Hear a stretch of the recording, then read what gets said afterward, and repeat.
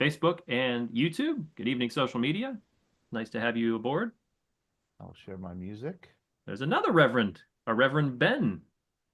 Another Ben in the waiting room. Okay. So.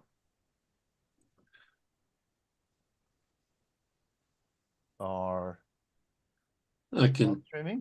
change my background to a Holy Week background if that's helpful. I always enjoy your backgrounds, Ben. All right, here we go.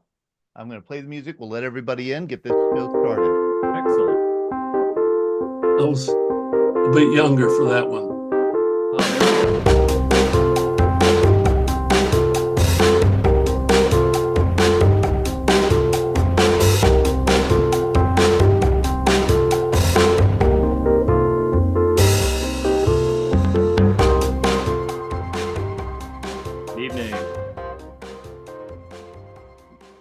Good evening, everyone. Welcome to Veterans Breakfast Club. This is Scuttlebutt for Monday, April 14th. I'll be your host tonight, Director of Programming, Sean Hall. And with me, as for back from his trip to New Orleans, is co-pilot Todd DiPastino. Todd, how are you? Very well. What a trip it was. It was so great. I see Terry Swank was on it, and Ben Wright, and Beth Rushell, and Dick Snyder. We went to the World War II Museum in New Orleans and did a 4-night trip there. And there were a few glitches, maybe, but the glitches were humorous. So it was a wonderful trip. Thank you. Excellent. And you have a couple other announcements for us before we kick things off with our program? Yeah, there are a few announcements I want to make. Number one is, speaking of trips, our next trip is a big one. It's a 2-week trip to Europe. It's a World War II battlefields tour. This will be the second time we're doing the tour.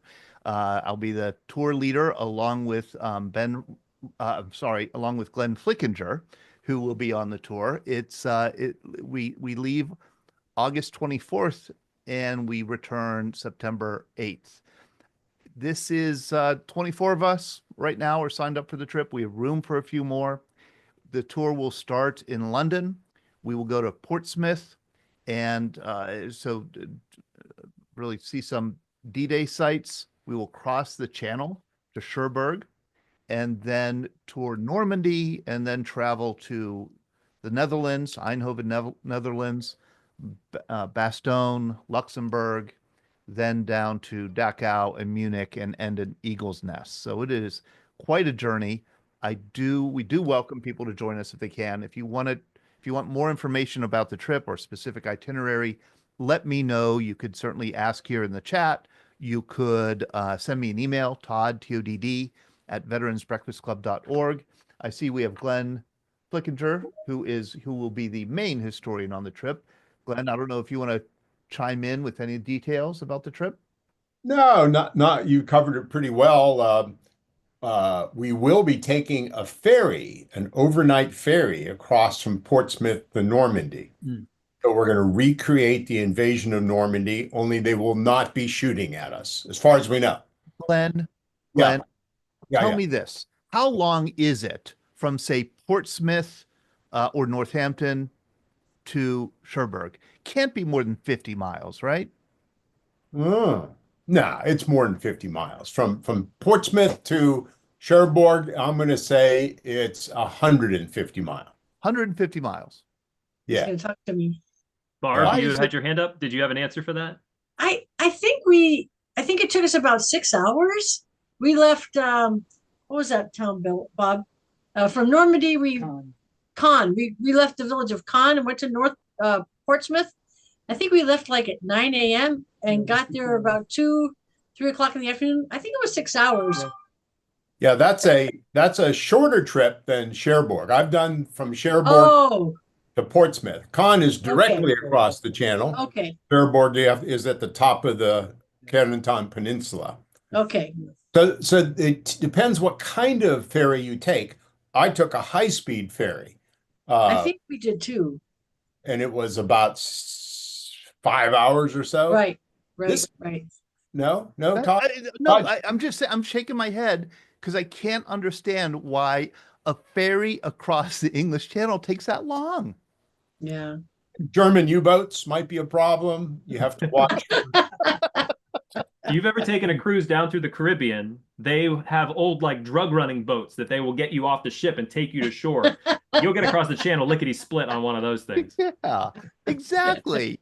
Overnight? I mean, we're going 150 miles overnight. Yeah. Okay. But I anyway, think it's meant to be sort of a luxurious cruise, I oh, think. and that's great. I love I love a luxurious cruise. But how slow is that boat going? That's all I want to know. It was fast. I mean, Okay. Where's our Navy guys? They should be. I know exactly. Our Navy guys are nowhere here. I'll let you know and text you. Okay. Thanks, So, Mark. here he is, Chris Perolo. Maybe he has an answer. Maybe it has to do with the knots or slower than miles per hour. I don't know, Chris. Why does it take so long to get across the channel, Chris? Across the English Channel. Yeah. I wish I had a clever answer, but that take me by surprise here. Okay. Who said it did? I'm muting you. Forget it. All right, I forget it. wanted an answer. Okay.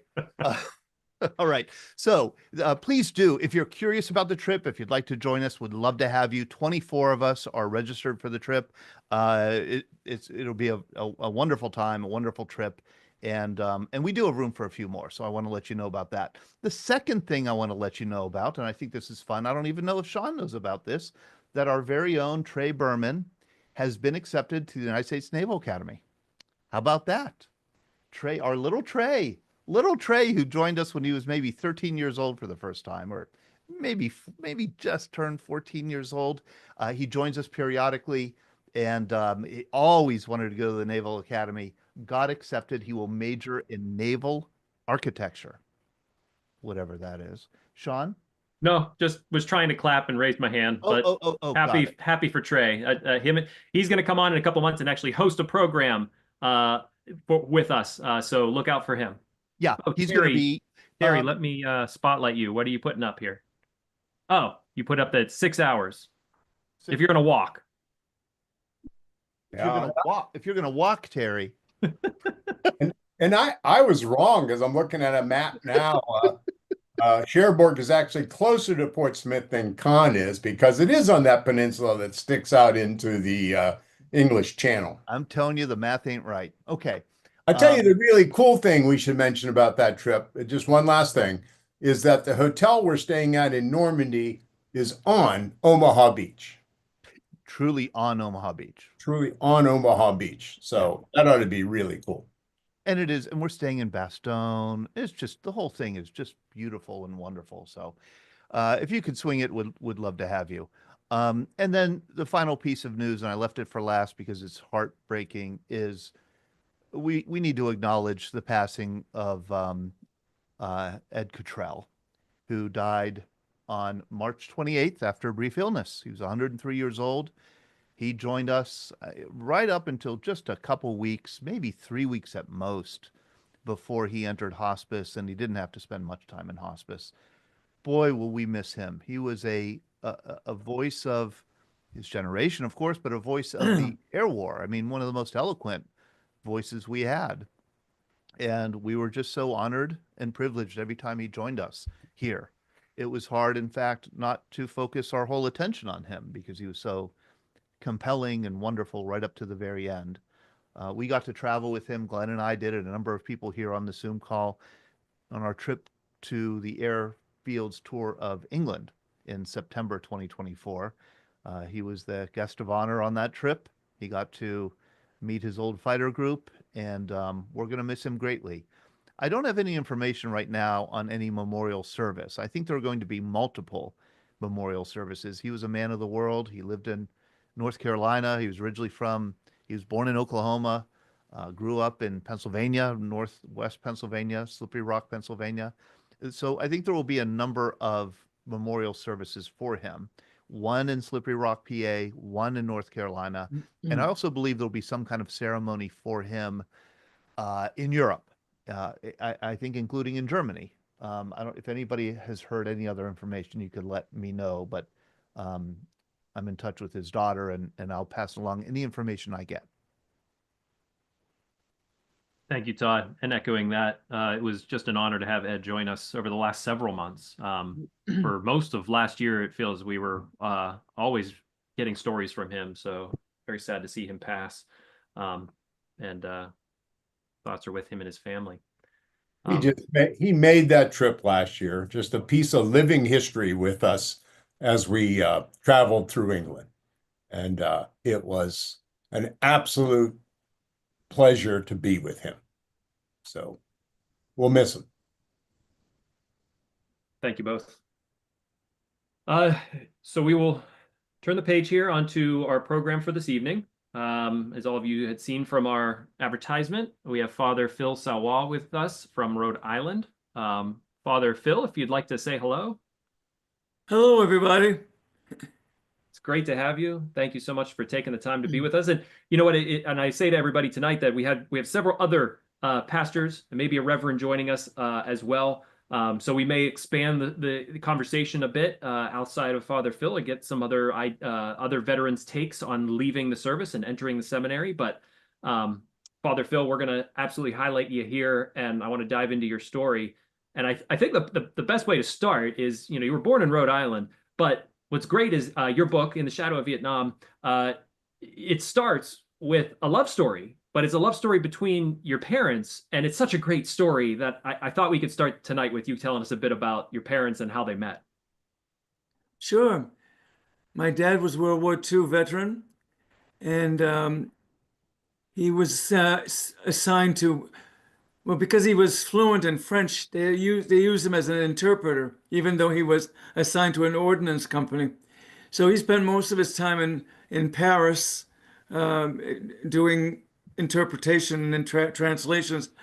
And that's where he met this young 16-year-old girl on the side, and he was throwing candy to and all that. And I guess their eyes caught each other, and they managed to meet. And from there, they fell in love, much to the dismay of my grandmother.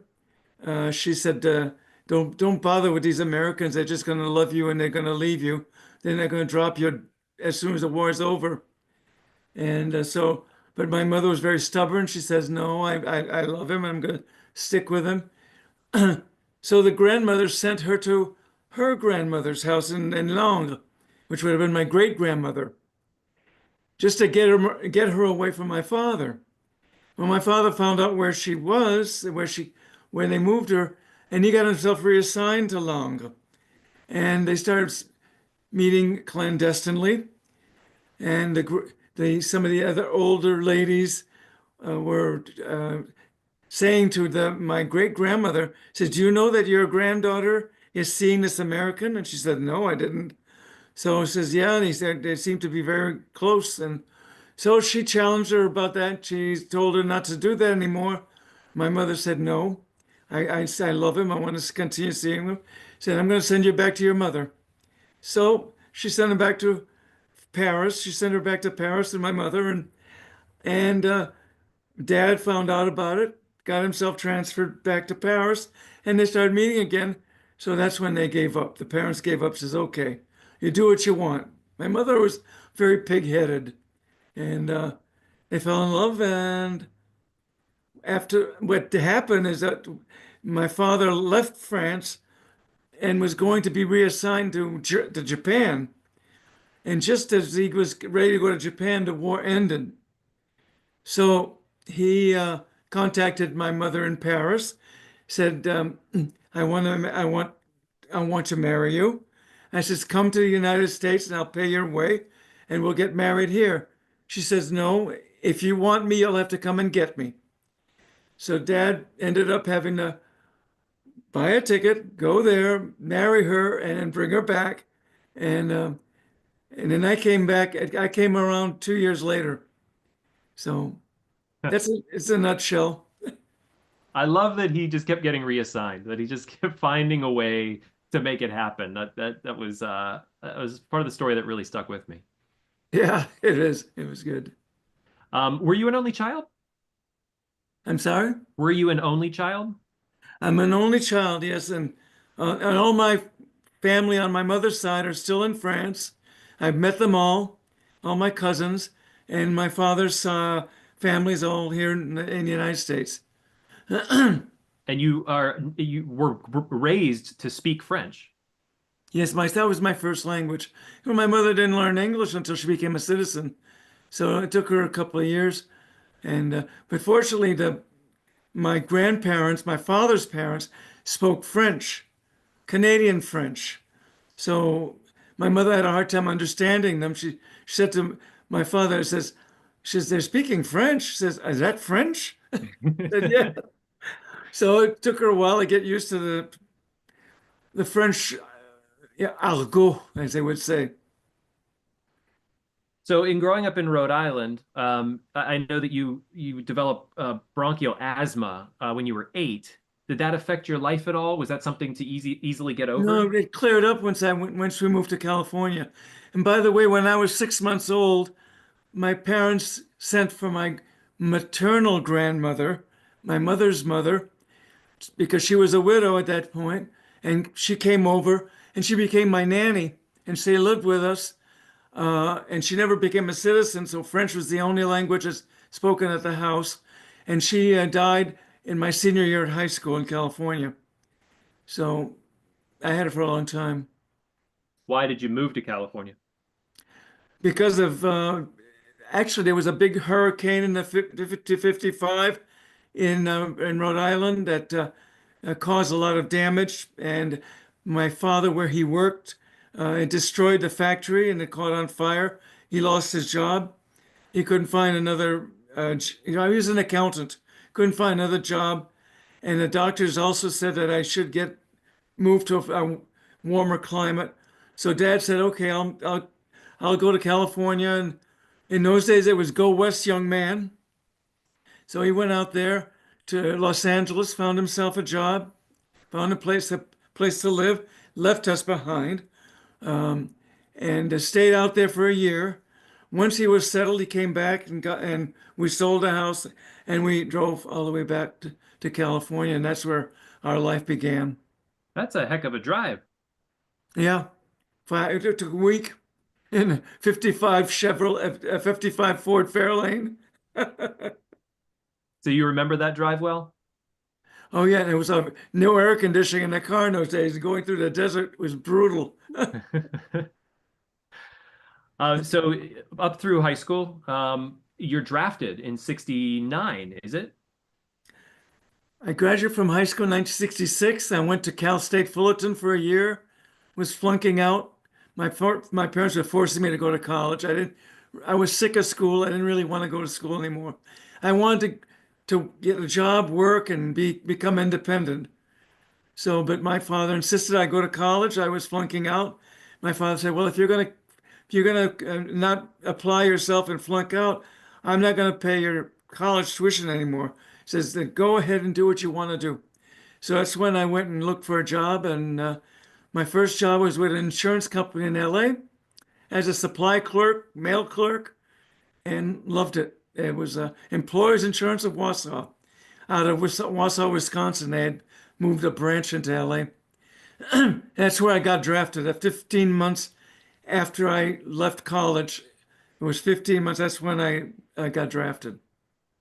Up to The this number point, came up, and my number was 7. So I was an 7. honor. We just talked about the draft a couple weeks back, and I think my number was like 270 or something like that. I couldn't imagine. Did you know it was 7 before? Or No, I only found out later when I looked it up. Okay. Yeah. Was your family the church-going type? Like, were you raised in a religious household? I'm sorry, what? Was your family the church-going type? Were you raised in a religious household? Oh yeah. Well, before my father was drafted, he was a brother of the Sacred Heart, a teaching brother, which is a religious order, Catholic religious order. And so I have pictures of him wearing a cassock and looking like a priest and all that. But he got caught smoking, and it was against the law, against the rules of the seminary to smoke. So when they caught him smoking, they kicked him out. That's when he got drafted into the army. So he was very religious, more religious than my mother, actually. My mother was Catholic, but the French, they were Catholic in name, but they probably never went to church too often. Mhm. But she was very faithful once she came to the United States, and I was raised. My grandmother, my mother's mother, never went to church, although she was Catholic. It just was, yeah, I don't know, it was just that kind of an atmosphere down in France. Did your father talk about his experiences in World War II? Did he talk about what? His experiences in World War II? Did he talk about his No, service? no, well, not much. Uh, it's like typical World War II veterans didn't talk a lot about their war experience, and it was like pulling hen's teeth to get it out of him. But when it came to courting my mother and all that, he was very open about talking to me about that. But as far as the military aspect, he never really spoke too much about it. What did he say when you found out you were drafted? Well, he wasn't surprised. He said, because he said he knew that was going to happen when I left college. He knew I was going to get drafted, and I knew I would eventually. The only thing that would have gotten me out of this is to go to Canada, but I wasn't about to humiliate my parents and to leave. So, and being my mother being a military war bride and all that, and I just stuck it out, and that's the way it happened. Did your My mother was very worried. uh, Of course she was. She was very, very scared about me going, but you and how about with your dad? Did he give you any advice? no, no. He was very quiet about that. My father didn't talk much. My mother did most of the talking, and so you have to pull things out of him, to get him to talk. Yeah. Did you know anything about Vietnam when you were drafted? Nope. I was pretty ignorant about that. I never read the newspaper. I never really paid much attention. It was the hippie generation. I was more into the music and more into being with my friends and going out and socializing. I wasn't paying attention at all to the war, you know. Didn't know much about it until I got there. So what was basic like for you? It was tough because I went in, I was 50 pounds overweight when I was drafted. So it they lost that. I lost that 50 pounds in the first 2 months, uh, really fast, for all the exercise and all that, and yeah, it was scary because I mean it was my first time away from home. Hmm. I was kind of a homebound kid. I mean so it was my first time away from my parents and all that. So it was just a whole new environment. And this was it Fort Ord? Was that Fort where Ord. yeah. My basic and my advanced infantry training was at Fort Ord. It's now a university campus. So when you're drafted, are you just thrown into the infantry or what was your job?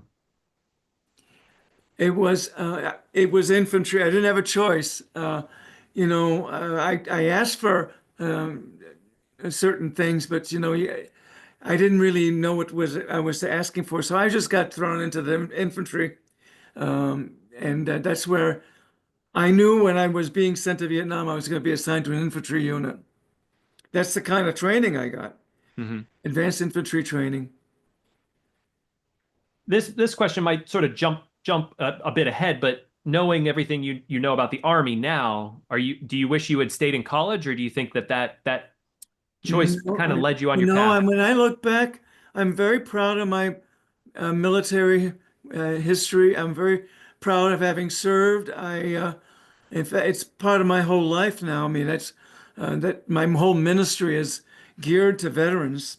Uh, so I think there was a purpose for that. Um, yep. Yeah. So you were deployed to Vietnam pretty quickly. How did you arrive at Vietnam? And I asked that question because it was kind of news to me that everybody kind of was put on a plane and you didn't really know each other. But how did you get over to Vietnam?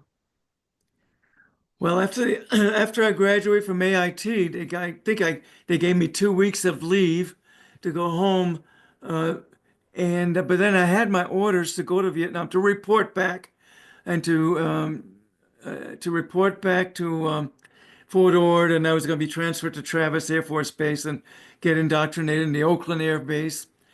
And I knew that I was going to Vietnam. I knew I was going to be infantry, but we went there alone. We um, we were alone with a bunch of other people I didn't know. I didn't go with anybody I was at an AIT with or basic. So you went there alone and you came home alone. And when I mean alone is not knowing anybody else. Yeah. We didn't go as a unit like we do now, which is a big mistake. But it made it more difficult to get adjusted to the environment when you got there. And you were assigned to Long Binh? Long Binh, I was assigned to the 199th Light Infantry Brigade at Benoit. And Long Binh was where I flew into. Okay. And then our Camp Frenzell Jones was our main base camp for my brigade. What was your first impression of Vietnam? My first impression? Yeah. Scared shitless. As soon as I got off the plane, it was like we're getting into this heat and humidity, and the stench of the ground. It just smelled like death, just weird. And running from the plane to a bus had bars on it like a prison bus, and they told us to run as fast as we could, and we didn't have any weapons yet. So until we got into the main base, and we were at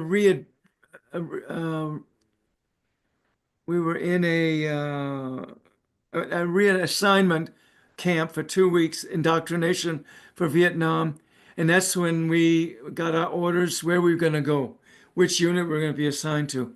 So I didn't know I was going to be in 199th until I was at that camp. So after the 2 weeks, they sent us out there, and my unit was already out in the field on a mission.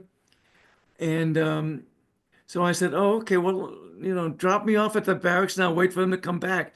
He says, "No, we're going to drop you off right in there, the jungle with them, and you'll get to." Oh, gosh, I was so scared. I said, "Oh my goodness." So anyway, it was baptism by fire. Yeah, you could say that. Terry had just put a question in the chat asking what was your initial reception from the soldiers in your unit. But I mean, to be put right with them right in the field, where you were a replacement? Yeah, the first guy I remember coming up to me was a guy from Southern California. His name is Guy Schwab. I remember him like I remember myself. And he came up to me very serious. He says, "You got any Kool-Aid?" He says, "Yeah, I got some Kool-Aid. He says, "Your Kool-Aid or your life?" I said, "Oh." So I gave him my Kool-Aid. I mean, I thought he was serious. He was going to hurt me, So I come to find out, we became very good friends, but it was just like, an indoctrination, I guess. I don't know if he did that to everybody. Right. So sometimes we ask here at VBC, do you remember the first time you were shot at? Hopefully it wasn't within that first, you were dropped right in. No. First time I was shot at. I don't remember that. I remember that when we first started, we were working in the rice paddies. So we were walking along these dikes. And all I remember is we were in a real long line, and I was in the second platoon. The first platoon was leading out. And I remember that the point man of the first platoon hit a booby trap and exploded, and it killed him, and it massively injured the guy right behind him, who lost his legs. And that was my first encounter of someone actually getting killed. So it was far enough away, but it was just a noise. It was a very frightening thing, So it took a while. It didn't take a long time to get used to this environment. you know, it was either that, it was a survival thing, you know. Absolutely. You had to do what you had to do to survive. Rich, you have your hand up. Let me ask you to unmute. Yes, I do. Father, thank you for being here. I do a lot of research on combat trauma, and I've counseled a number of combatants who have had to kill other humans. My research clearly suggests that even though we're highly trained to kill, now I was an ER medic because I didn't want to kill anybody and I didn't want to be killed myself. It's the imprint, you're imprinted, you're changed for life is what I find out. So knowing that you're a priest, I often get questions from the people that I counsel. When I die, what is God going to say to me? So maybe later we can talk about moral wounds that many people do not address in counseling. So that's just a common observation I want to share. Okay. For one thing, I don't know if I ever killed anybody, but I sure did a lot of shooting. And it was in the thick jungle, and you don't know if you hit anybody, you look. I did some people that were dead. I don't know if it was from my bullets or somebody else's round, you know. So I have no qualms about having guilt feelings about killing anybody, because I don't know if I did or not. And only God knows that. And I have no problems having God forgive me, because that was a time of war, and that was, you know, we did what we had to do. It's like, render unto Caesar the things that are Caesar's, and the things that are God's, the things that are God's. And that's what I was doing. I was rendering to Caesar what Caesar was asking for. And that was our government who sent me there. That's a good perspective. I agree, Ron Gianta put that in the chat. When did you land in Vietnam? September 27, 1969. And what we're getting at is March 1st, which was a big battle, and this changed the trajectory of your life. How was your tour in Vietnam from September until March? It was, if I recall, it was fairly quiet. We did a lot of missions. We were always out looking for the enemy. We didn't always find them. And it was just, you know, sometimes it's just, I don't remember, maybe a couple of small ambushes and stuff, but nothing of any significance that I remember. See, my memory is very poor outside of that March 1st incident.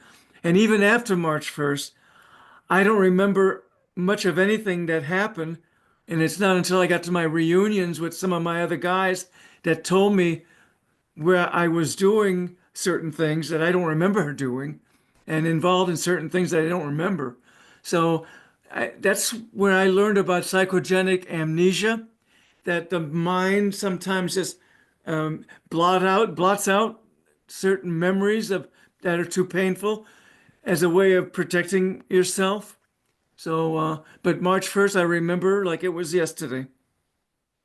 And if you don't mind, we came to talk about that March 1st and how that changed your trajectory of your life. And I do want to bring up, like, in your book, I was surprised. I thought it was going to be more of a Vietnam soldiers, veteran story. And from the love story that started it into your service and your time in Vietnam, it's a very short part of the book. And then a lot of your book is taken up by the rest of your life. So this kind of speaks to that, I think. But if I may, can I ask about March 1st, and you can lead us sort of through what happened in that battle that changed your life? We were going on a mission. It was just two platoons, my platoon, the second platoon, and the first platoon. The third platoon did not go on our mission. We were there, the two platoons with the command posts, and our assignment was to look for this NVA bunker complex. At that point, the North Vietnamese regulars were approaching our area, and they wanted to take over Saigon. And our main goal of the 199 was to protect Saigon from the enemy forces coming from the north. So when we discovered that there was a huge bunker complex, they sent us out to look for them and to destroy them. On February 28th of 1970, we arrived at that point, but it was, and we found where the bunker complex was, but it was getting kind of late in the afternoon. It was about 5 o'clock in the afternoon. And in triple canopy jungle, it gets dark very early. So we were not, did not want to lay a siege then. So we decided to move 2,000 meters to the opposite side to set up a nighttime defensive perimeter, which we did. And we put up this nighttime perimeter. And the next morning we got up and nothing happened, thank God. But we knew they knew we were there because we were never very quiet when we walked through. And we kind of all were scared that they might attack us in the night, because they did a lot of stuff at the nighttime. So nobody slept on guard duty that night. And the next morning we all got up, packed our stuff, and it was our platoon that was going to lead out. The day before was the first platoon. We would exchange it. Each day would be a different platoon that would lead out. We led out. The commander was, we had lost our commander.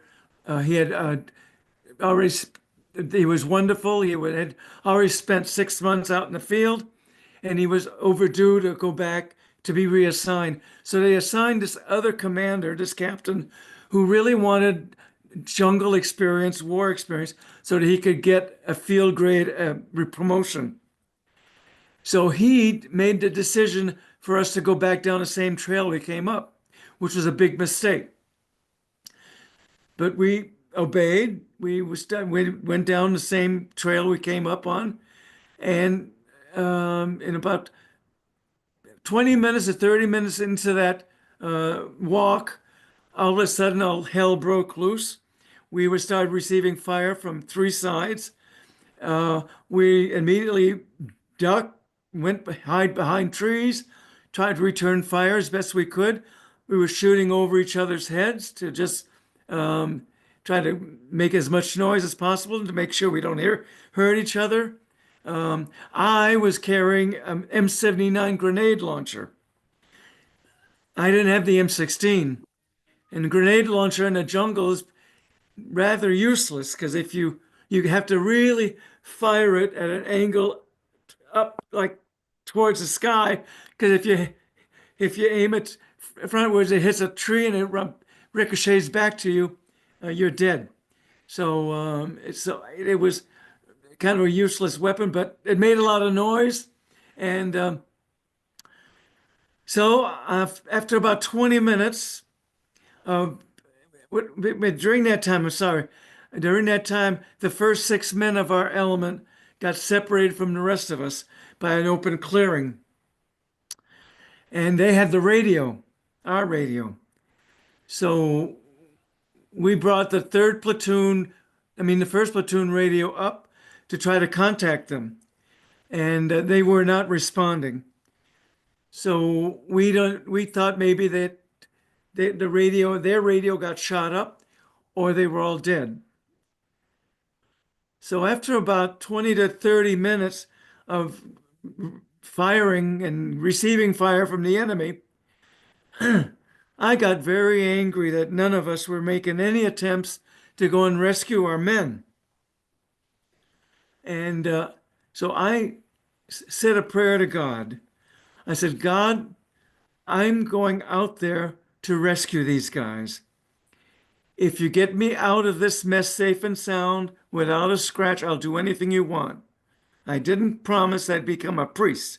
I just said I'd do anything I want. I wanted to keep my options open.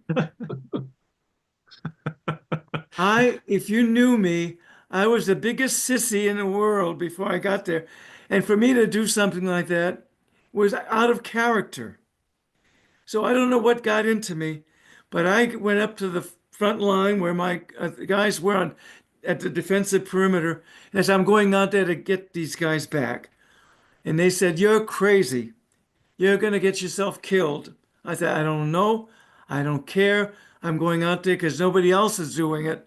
I'm going out there to help these guys come back." So when they couldn't talk me out of it, another guy, one of my comrades came up, Herb Klug from Dayton, Ohio, came up and said, "Well, if you're going to do this crazy thing, I'll go out with you." He had an F-16. He said, "But let's have a plan first." He said, "You see that big boulder out in the opening?" He says, "Let's low crawl to that boulder and use that as our cover and just blast that whole right flank with all the firepower we have to distract the enemy to us and away from the guys that were separated from our unit." So I said, "Okay." So we made it out there. I started lobbing these grenades as fast as I could, and he had it on full automatic. One by one, I saw our guys make a run back for it. I said, 1, 2, 3, 4. And then there was no more activity. I knew there were 6 guys out there. Herb said, "They're not moving. They're either too injured or they're dead. We better make a run back for it. We'll go and get them later." I said, "Okay." So we both low crawled back to our perimeter, shoulder to shoulder. We're side by side. But I was so focused on getting back over that berm that I lost track of him.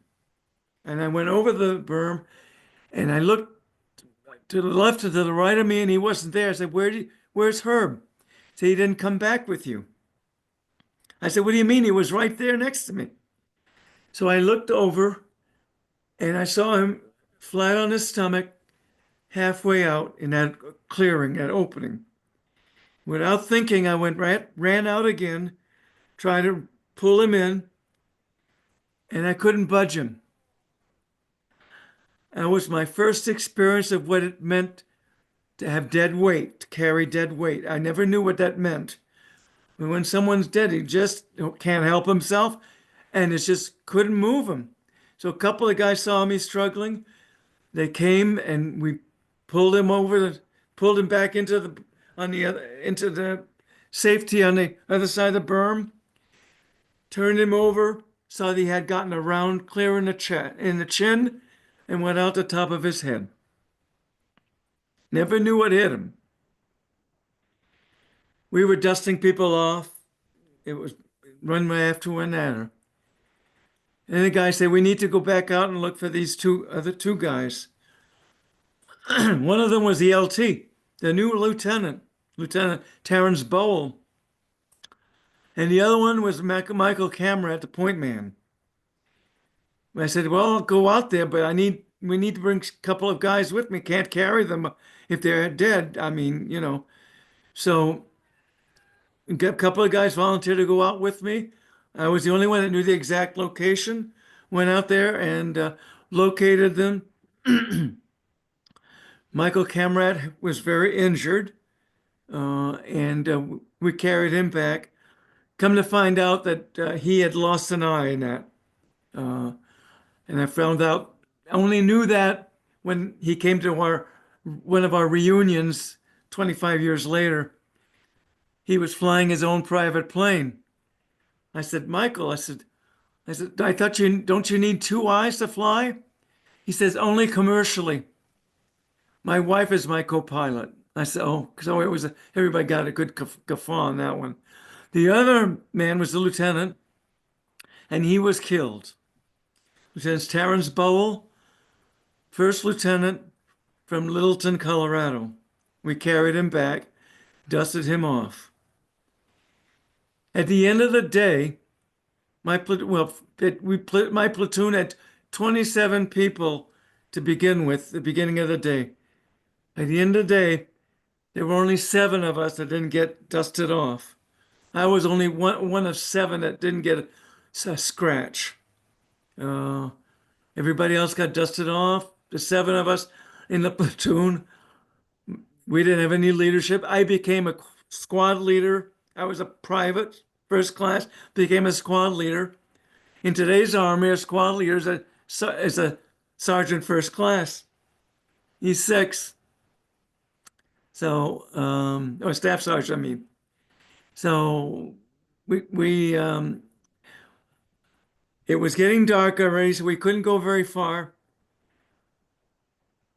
We made a nighttime defensive perimeter at night, and I got more scared that night than I did the night before. And I really thought that they were going to come and finish us off, the enemy. That was when I realized that the adrenaline that I had during the day just left me, and I got scared. And I couldn't sleep at all that night.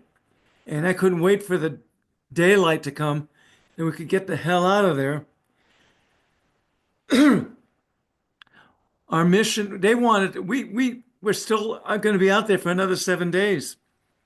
Our mission wasn't over. So the next day, we had to go and find a landing zone in a peaceful area. And they were going to drop 12 new guys, plus a new LT, a new lieutenant, to be our platoon leader. So our new platoon leader came down, was African American. His name was James Edwards. And just as an aside, when I first met him at our first reunion, found out that he had become a Baptist minister. So out of our small platoon, 2 of us got ordained. Pretty coincidental. Yeah. But he was a really, really good guy. A really good guy. And we had 12 FNGs, fucking new guys. And so he went to talk to the first platoon leader, and he said, you know, you've got a lot of seasoned guys there. How about giving us about 7 seasoned guys, and we'll give you 7 of the new guys so that we can share some of the new guys and have the benefit of some of the guys that are seasoned veterans. And he refused to let any of his seasoned guys come to us. So our lieutenant got very angry. He said, okay, fine, I'll take care of them and we will manage. And he did. And I became a squad leader of an all-black squad. And it was very interesting. I was in the 4th squad. We were bringing up the rear a lot of times. Half the time I was walking backwards, relying on the people in front of me to make sure I didn't get separated from the rest of the unit. It was, I mean, I don't know. It's just, it was crazy.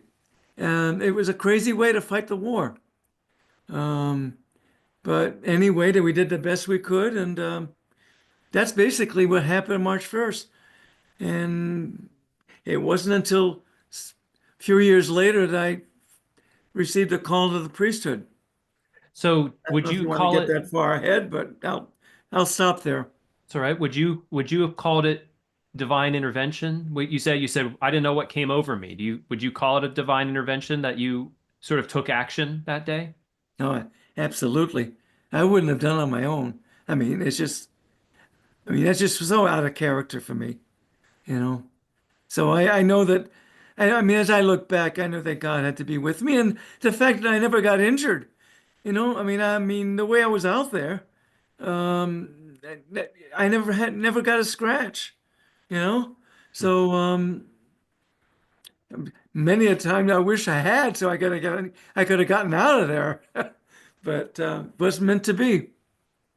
Rich put a great question into the chat. After that battle, did you have a chaplain to talk to in your unit? I'm sorry, what? After that battle, did you have a chaplain to talk to in your unit? Did I have someone to talk to? Like a chaplain in your unit? Oh no, I didn't. I didn't talk about it at all. Didn't talk about it till you know, and the only time I talked about it is when they wanted to start to put me in for an award, and they wanted me to recapture what happened and all that, and that's when I started talking about it. But I really didn't talk about it to anybody. I kept it to myself. The gentleman that went out with you, Klug, what did it mean for you to have him with you in that moment? And then you also sort of carry him with you even today. Well, it was, I definitely would, if I would never have made it back if I hadn't had him with me, you know, and I've since met his family. I've gone to his grave.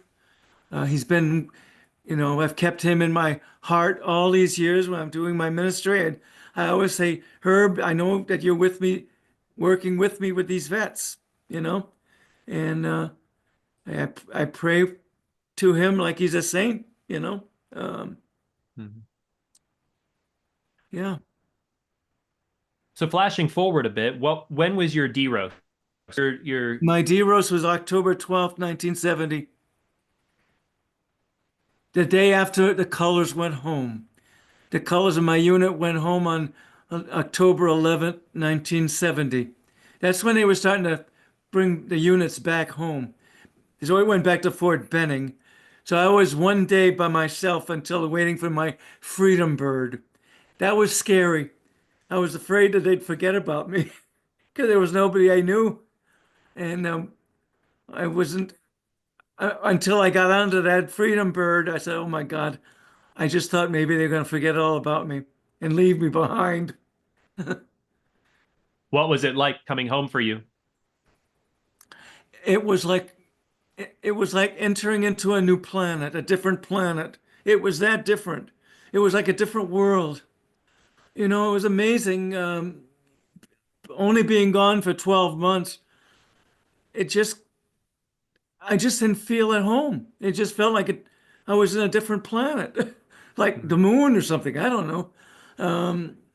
I mean, I felt comfortable with my parents, but going to the store or going to get my license renewed, I mean, I felt everybody was staring at me, talking about me.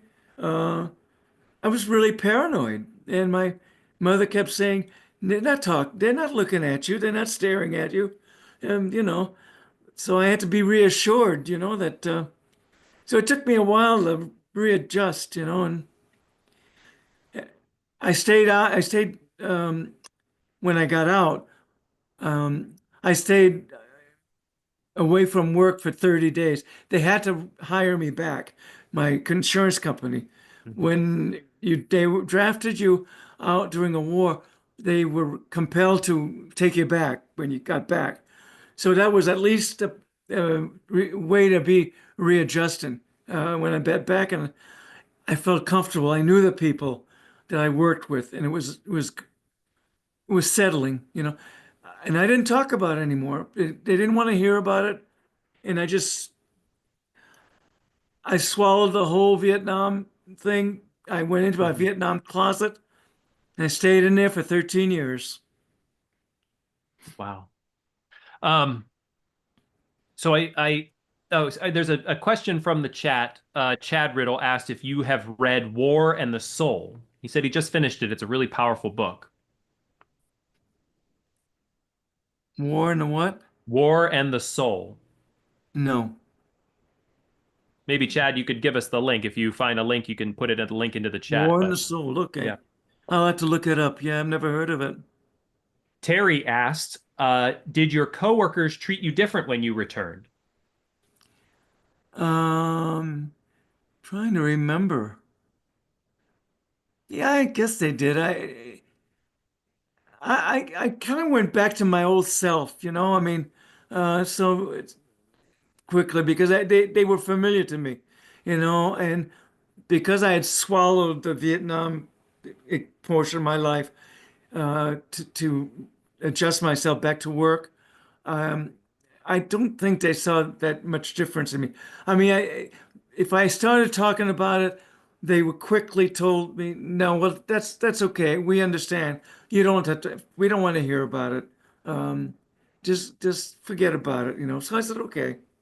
So that's part of the reason why I think it was that whole mentality in the United States that nobody wanted to hear about the war from veterans that came back. We were not welcome back. We were not recognized as such, and so that was unfortunate. And I vowed we'd never do that again to another veteran group, never again. So what's interesting is your book, the whole crux is this pact that you make with God during March 1st, but you didn't come back and follow through real quick. It took a little while of reacclimation. And then how did you find yourself in the seminary? It was 4 years after I got out. I was living in my apartment, and I had picked up the newspaper, and all of a sudden there was an article in the newspaper that it's the title of "There will be a shortage of priests in 20 years, Catholic priests in 20 years." And I read the article, and I said, "Oh, that's unfortunate, you know. I mean," and it was a prediction that came true. In 20 years, there would be a shortage of priests. There was that when Vatican II was happening, and a lot of the priests had left, and they couldn't cope with the changes in the church and all that. And I kept going back to that article, and I wasn't that terribly good Catholic. I mean, I went to church every Sunday, but that was about it. I never did anything extra. I was in the choir.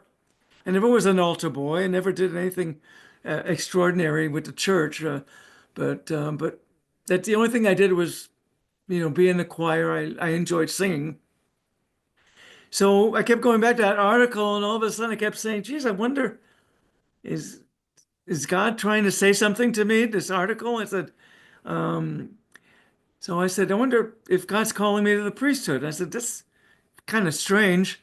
So without telling my parents, I contacted the archdiocese, and I said, I think I might have a vocation to the priesthood. And so they gave me the name of the vocation director, and I made an appointment, went to see him. And he asked me a couple of questions. I said, well, he said, how often do you go to church? I said, well, I go to church every Sunday, Father. He said, well, how often do you go to confession? I said, well, I haven't been to confession in many years. And he said, well, what have you ever been, what else do you do for the church? I said, not really anything. Do you pray a rosary? I said, no, I don't pray my rosary. Well, it doesn't sound like you have much of a vocation to me, but if you want to go to the seminary, the way the education won't be wasted. You can go in college and all that. Say, okay. So I said, I'll apply for the college. And I said, so I did. And I applied for the seminary college in Camarillo, California, was accepted, and went in and the September of 1974. And that was the first time I really started enjoying school, enjoying classes, enjoying learning, and I enjoyed making friends with the other seminarians. And I was one of the older ones because most of them were coming right out of high school, and I was already a little older than everybody. So, but it was October of 1975. I remember a fall day was saying my rosary, walking in the woods. And I remember praying to God. I said, God, I'm really happy to be here. I really thank you for calling me to the priesthood. I says, I really feel that I belong here. And so I remember hearing that inner voice say, well, do you remember that promise you made to me 4 years ago? And I said, oh, yeah, I do. I said, I remember if you got me out of the safe and sound without a scratch, I'd do anything you want. And I heard him reply, this is what I want for you. And I said, oh, okay.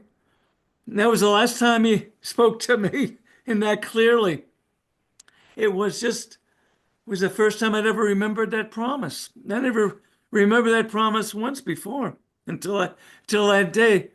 So it also made me think, that I wasn't going into the seminary under the burden of a promise I made, but I went there on my own free will, which made it more important for me, you know? So that's One it. of the pieces I sort of put together while reading your book was, we talk a lot with veterans about them going to basic training and how that's a culture shock and how much it changes their life that first day of basic and the time that they spend there. I want to ask about how joining the seminary sort of mirrors that in a way. Was joining the seminary also a culture shock? Was it similar in some way to basic training where you have this whole different life that you're now leading?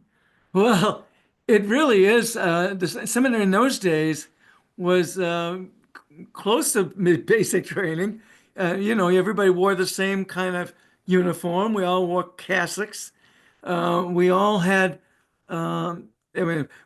prayer at certain time, rosary at certain time, mass at certain time. Everything was very regimented.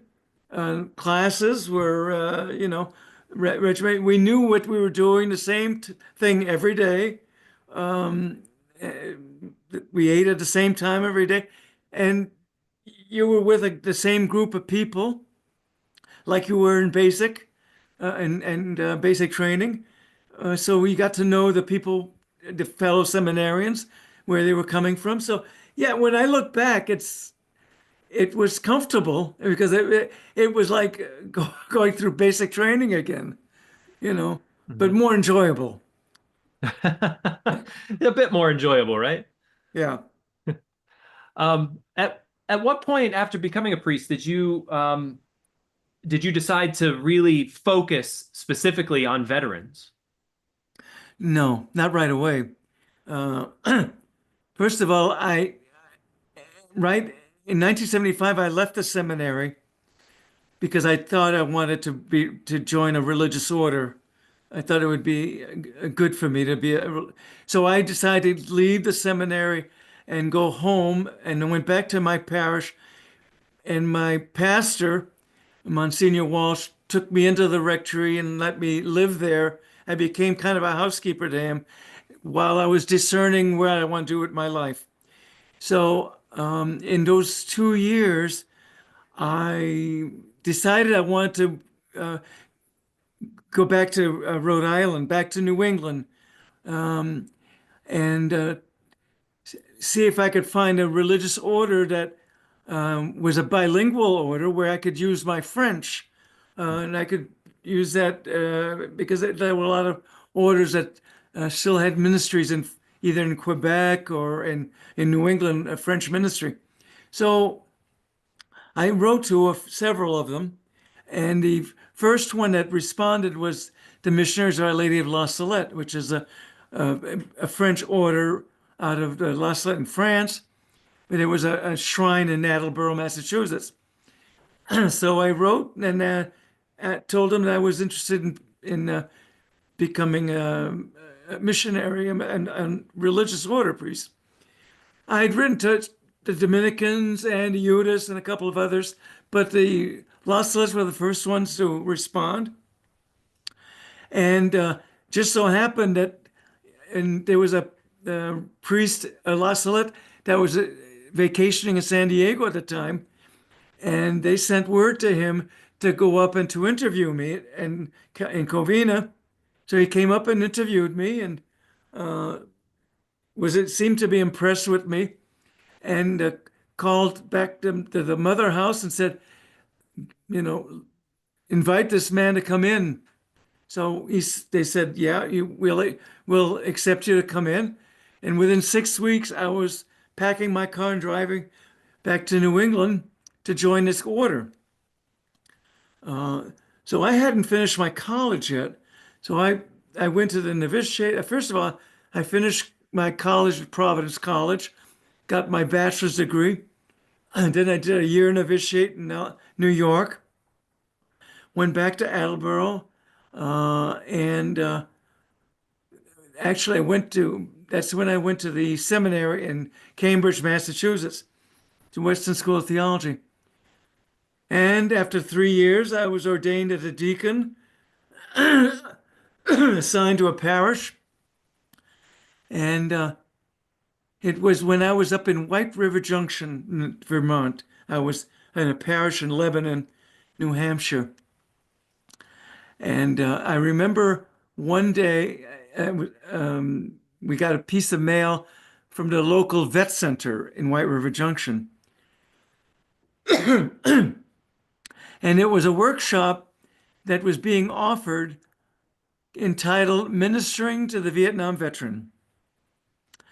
And it was a workshop designed to inform the local clergy of all denominations about Vietnam veterans and how to minister to them, PTSD and all of that kind of thing. I didn't know much about PTSD at the time, but I looked at that and I said, oh, I says, well, I'm a minister and I'm a Vietnam veteran. Maybe I can go and teach them a few things.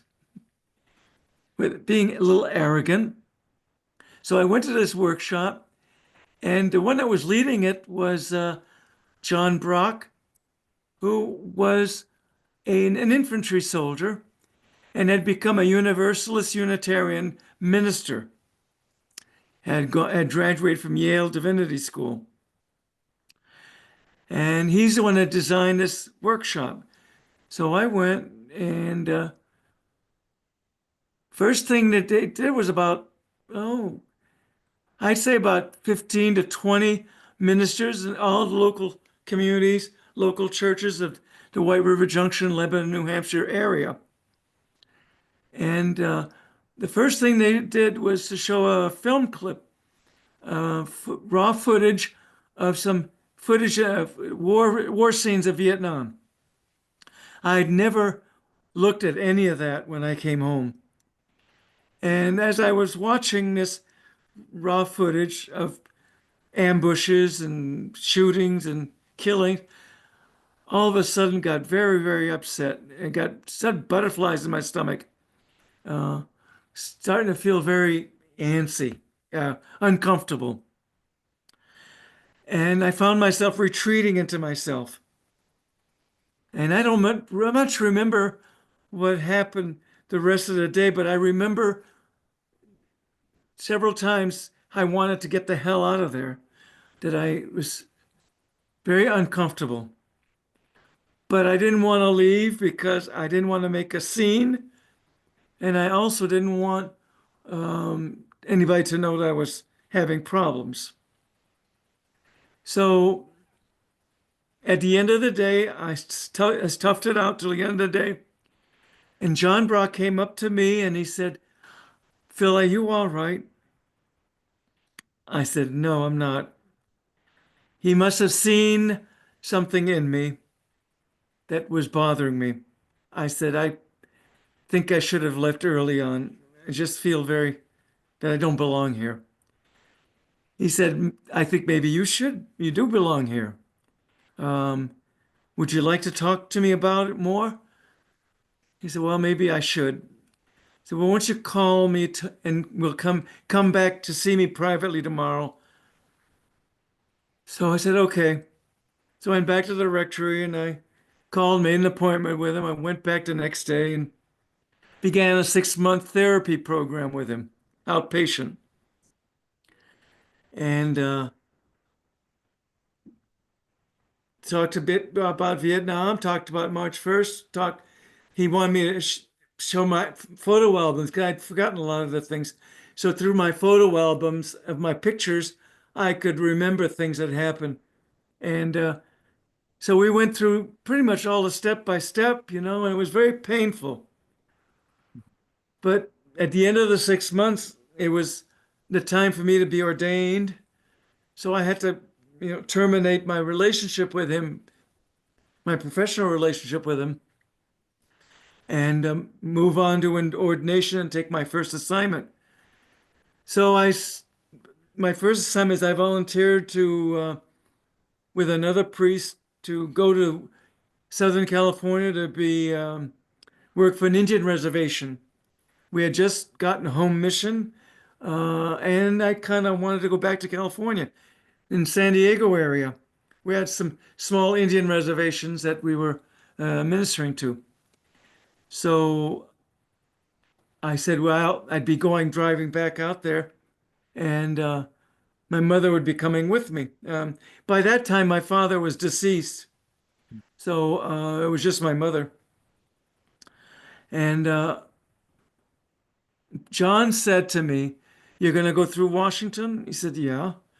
He said, "Well, one of the things that I want you to do is when you go to Washington, I want you to go to the wall, and I want you to look up Herb's name on the wall and say a prayer."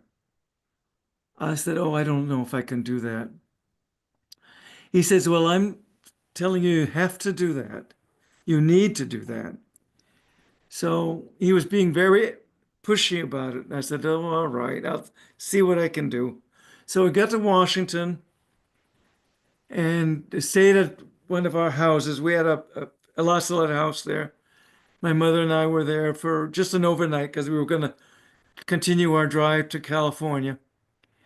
So next day I said to Mom, I said, "Mom, I'm going to have to go to the wall, Vietnam Wall, and look up some names." She said, "Why do you want to do something like that? Why? It's only going to upset you. You shouldn't have to go through that." I said, "Mom," I says, "I've got to go." I said, if you just stay here and I'll go by myself." She says, "No, no, I'll go with you."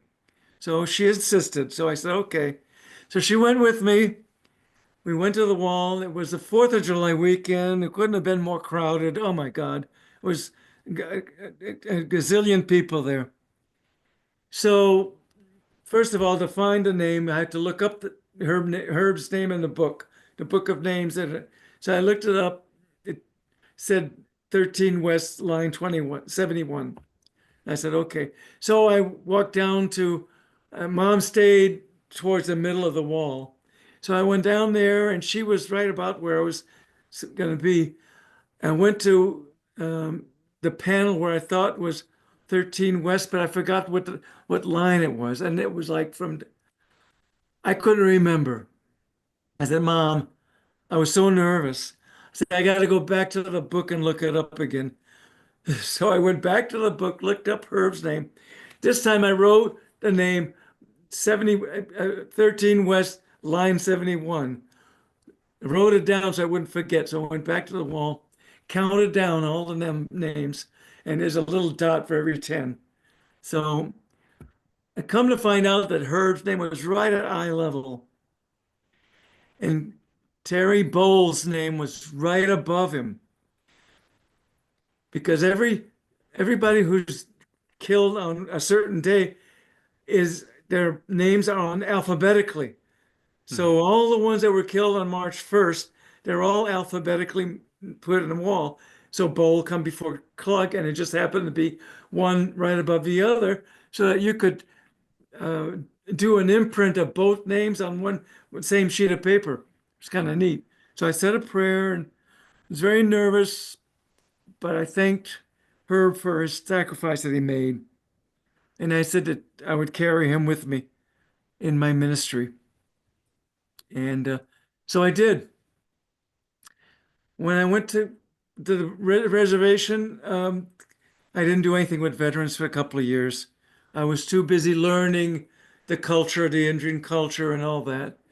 And it wasn't until I came back to New England and was assigned to the shrine again, and I started working with veterans, couples that were coming for counseling, couples that were having trouble with their marriage. They were married to a Vietnam veteran, weren't communicating with them, and I was trying to. So I was doing some work with that, and I started joining local veterans organizations. Vietnam Veterans for America was the first one. Then in Attleboro, we started the Greater Attleboro Vietnam Veterans Association, which I became their chaplain.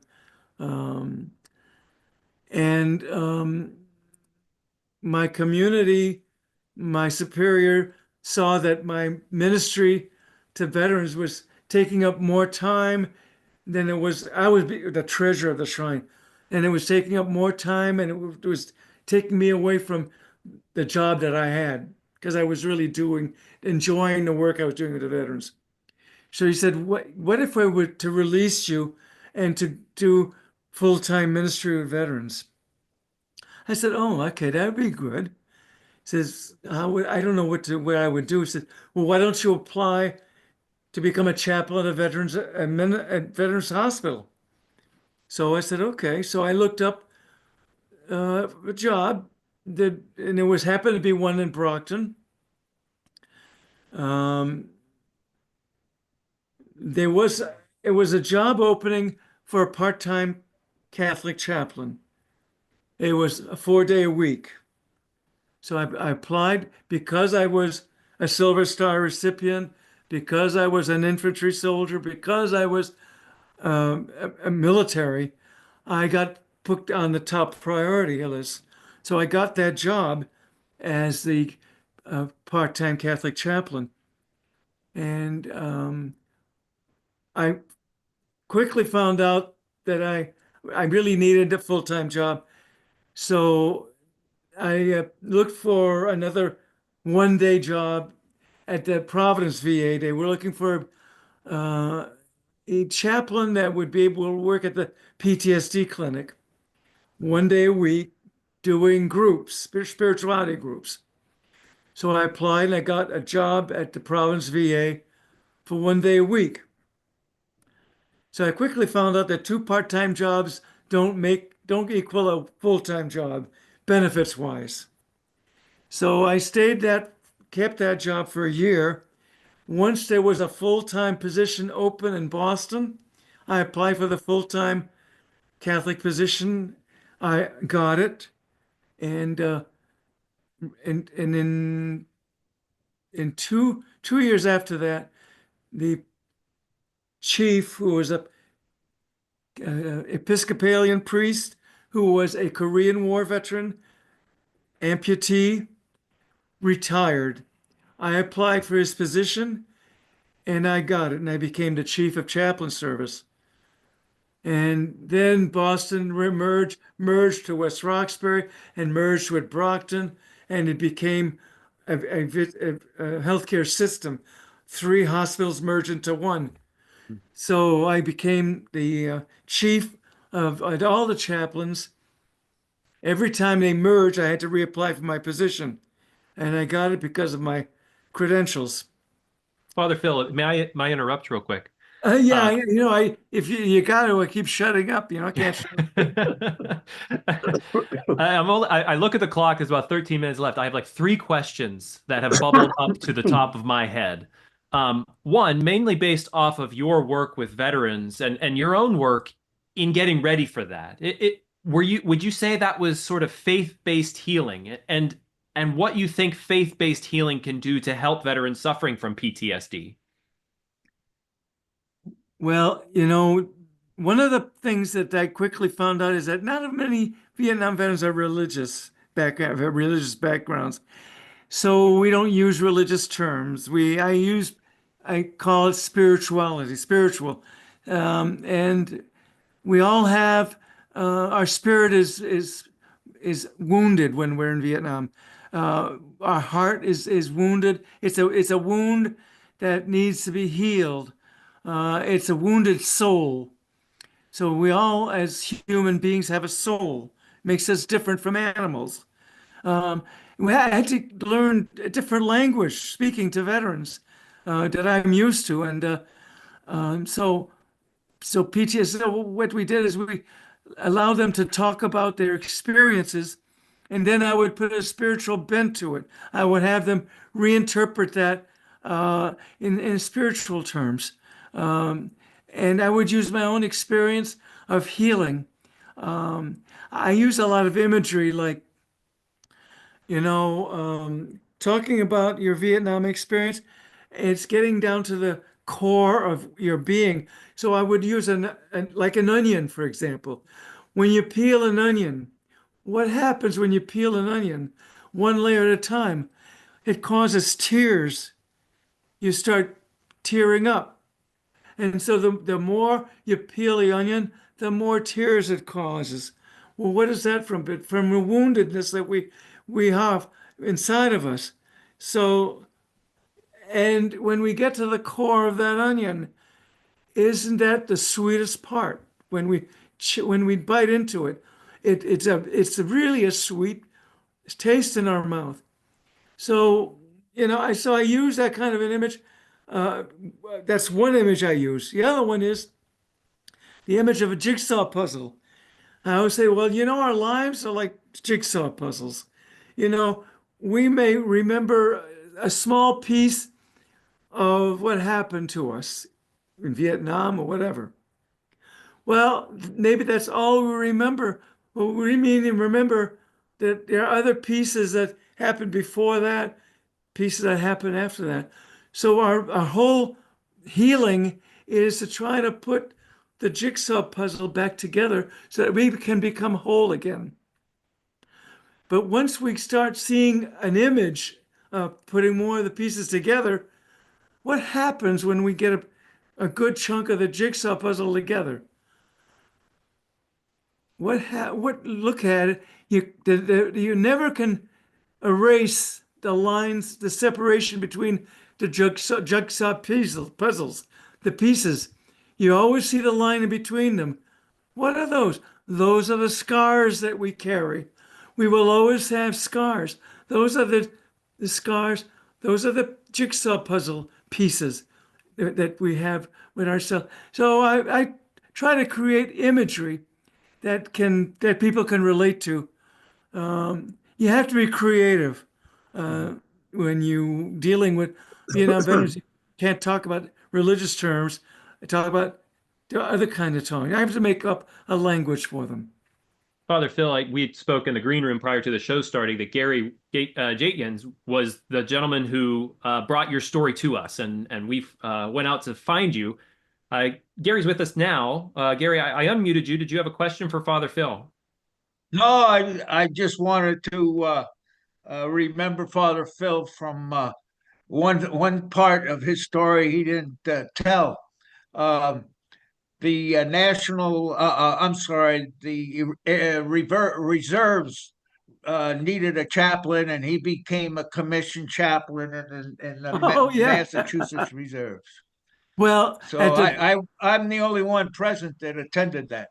Well, at the Boston VA, one of the chaplains that worked for me was a rabbi, and he was a full colonel in the reserves.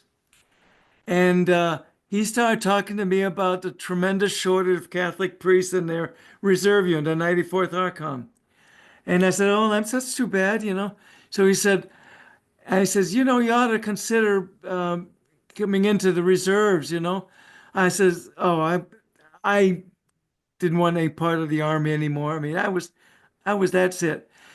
And he worked on me for 2 years, talking me about the reserves and telling me how much I would be welcome and how much, and blah, blah, blah. And so I finally, just to shut him up, I said, okay, I'll do that. And it came to the point where I was just about ready to, and like 41 years old, I knew that once you're 42, they don't want you. So I went in and I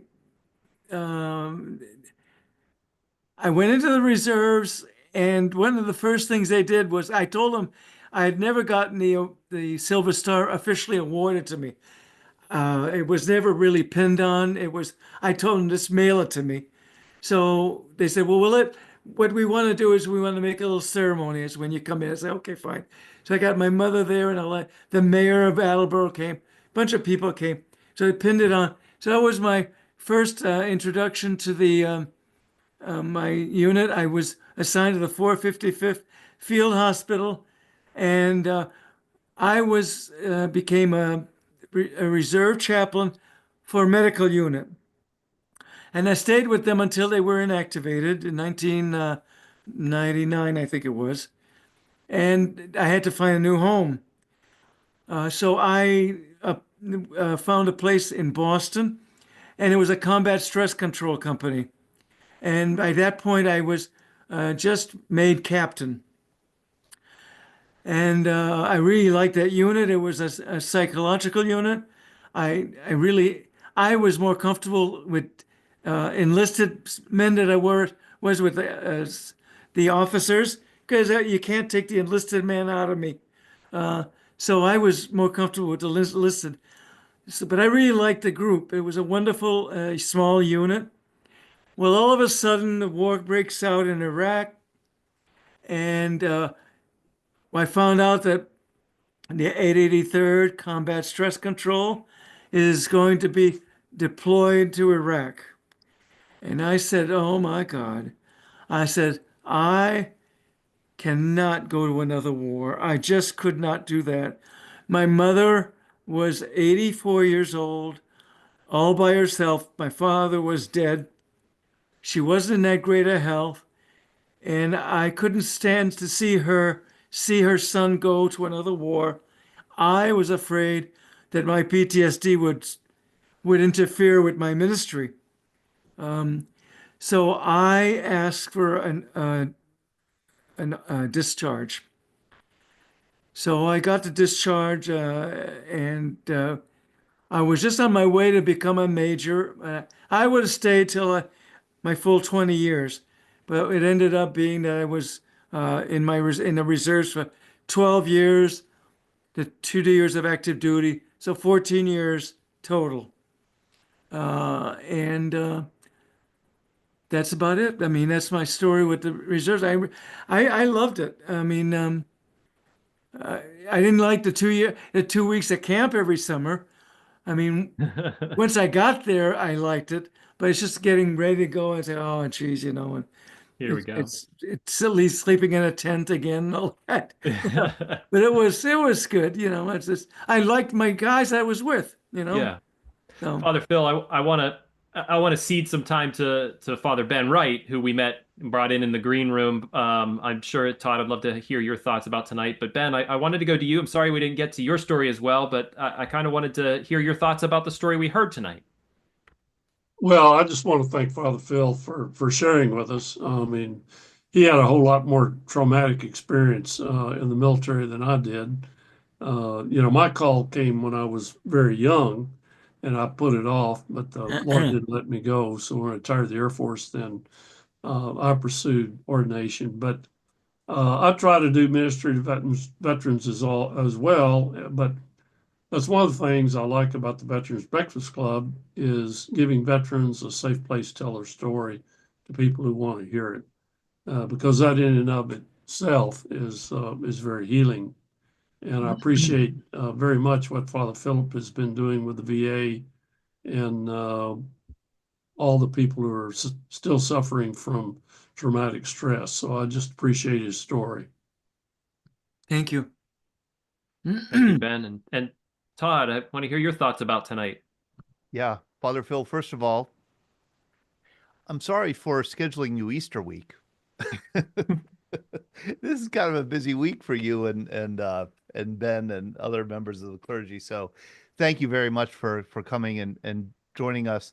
You're exemplary. I mean, you're exemplary in every way. This is exactly why the Veterans Breakfast Club exists, to hear stories like yours, because I think we all just learn from it and are inspired by it. And I could just see the comments here. God bless you, Father Phil, for the work you've done. I'm also glad that you mentioned, albeit in a very passing way, that you are a Silver Star recipient. That's a big deal. That's a very big deal. And I imagine, I'm wondering, about how your parents reacted to that. I'm sure your father probably understood what that meant, an award for valor like that, and why you asked it to be mailed to you and didn't have it presented to you in a more formal way. Well, it took forever for them to approve it. One thing, actually, right after the March 1st, I would tell my father everything. When I wrote to both my parents at the same time, dear mom and dad. But and he would read the letter, and then he would screen it before he would show it to my mother. Well, I told my dad about my March 1st incident and all that, and how I, nearly got killed and I promised and all that. I mean, I went in great detail, when my dad wrote back to me, he says, please don't say any more. Your mother is on the verge of a nervous breakdown because of what you said, and I'm trying to keep her calm. I said, oh, and I certainly didn't mean to hurt her, but I was just, I guess, needing to feel like I needed to bring it out. Dad understood. So I said, so I never talked about it in correspondence again. Well, getting back to why I had it mailed to me, it took so long, and I was already discharged from the service. All of a sudden, I get a call from a base in Long Beach saying, no, we have your Silver Star, and we want to award it. See, when I got out, I was really, I didn't want anything more to do with the service. I was like really angry I was just wanted to put that behind me. So they said, we'd like to have you come over and we'll pin it on you. And I says, can I, if I don't mind using the language, I said, fuck that shit, just mail it to me. I was so pissed off that it took so damn long, and I was actually put in for the Distinguished Service Cross, and Herb was put in for the Medal of Honor. And because was killed, they had put him in for the higher award, which is fine. When they knocked him down to the Distinguished Service Cross, they knocked me down to the Silver Star. Okay. So that's the Army, and I mean, because part of it too is the low rank. If I'd have been a higher rank, I found out later that rank had a lot of importance on how you were awarded certain medals. I mean, justice is not always working in the military, So that's that. That's the story about that. Thank you, Father. One thing I wanted to share with you, what I thought was, I know it's probably not too important for you, but one of the real highlights of my ministry was being able to go international a little bit. When I got involved with the veterans of the Republic of Georgia, and I went for 2 years in a row to Tbilisi to give conferences to their veterans about post-traumatic stress and the spiritual healing of post-traumatic stress, and how they have no concept of what a veterans hospital is or whatever. They're all left on their own, and they really are suffering. And it just was a real honor for me to go and to meet them. I'm still in touch with them, and the veterans of Azerbaijan and Chechnya. That was a real highlight for me to be able to do that. And I would have continued doing that, but 9/11 happened, and travel stopped overseas, and I just didn't get back into it. Because I was invited to go to Bosnia to do the same thing with the Bosnian veterans there. But that's when 9/11 happened. So I just wanted to throw that out because I thought, for me, that was a real highlight of my ministry. Father, we try to keep our program PG, but you get special dispensation because you're clergy. So we allow those words to filter in. Hey, thank you very much, Father Phil, for joining us this evening. What a wonderful conversation and evening that we had. I want to invite people to join us again Thursday night. We'll have another compelling person. This is Jean Dubrow, who is a poet, and she's married to a career Navy officer, Jeremy Schaub, who recently retired. And a lot of her poetry, and believe me, I don't read a lot of poetry, and when I do, it has to be like really good. And she's an excellent poet. And so we're going to have her on. Daria Summers actually connected us with her. And we're going to have her and her husband, Jeremy Schaub, on. She writes a lot about, or a lot of her poetry is about the military experience, especially the military family experience. So we're going to have her share her story and have him share his story. This is our usual Greatest Generation Live time slot on Thursday night, but we're doing something different this week. So this will be Thursday, April 17th, this upcoming Thursday at 7 p.m. Just want to let people know before we sign off. So thank you all for joining us tonight. Thank you, Father Phil. Real quick when I throw in, and also next Monday will be open conversation. Todd will be off that night, but I'll be running open conversation. So please, everyone, if you have a topic to bring it up. Because you don't want me talking for 90 minutes. But have a blessed Easter, everybody. Thank you, Father Phil. And there was one last quick question from Barb. If you know about the 4 chaplains, and if you give any talks about around 4 Chaplains Day. What did you just say? Said there was one last quick question from Barb. Is if you know about the 4 chaplains, and do you give any talks about around 4 Chaplains Day? Yeah, 4 chaplains. Yes. We observe that every first Sunday of every February, and very familiar with the story, and they are our heroes. Thank you, Father Phil, and thank you all for joining us this evening. We'll see you Thursday night. Looking forward to it. Thank you again, Todd and Ben, for signing on. Father Phil, appreciate your time so much. Please feel free to join us anytime. Good night. Thank you.